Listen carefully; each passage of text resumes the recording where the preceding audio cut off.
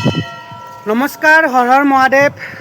আজি মই আছোঁ শ্বাহজাহানপুৰ হনুমান ধামত, আৰু য'ত নেকি হনুমানজীৰ মূৰ্তিটোৰ ওখ 104 ফুট।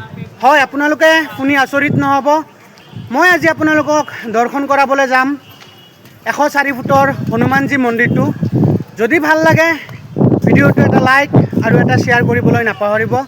তো মই আজি আপোনালোকক এই মন্দিৰ ভাগ দৰ্শন কৰাবলৈ ৰখি আছোঁ, যিহেতু কালি ৰাতি ইয়াতে 10টা বাজিছিল আহি পোৱাতে। গতিকে মই কোনো ধৰণৰ ভিডিঅ' দিব পৰা নাই।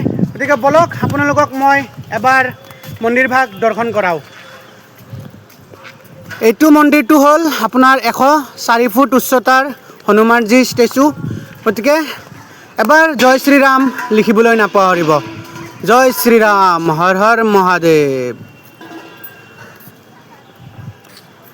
যদি ভিডিঅ'টো ভাল লাগে এটা শ্বেয়াৰ আৰু এটা লাইক কৰিবলৈ নাপাহৰিব। হৰ হৰ মহাদেৱ, জয় শ্ৰীৰাম, জয় শ্ৰী কেদাৰ, জয় আই অসম।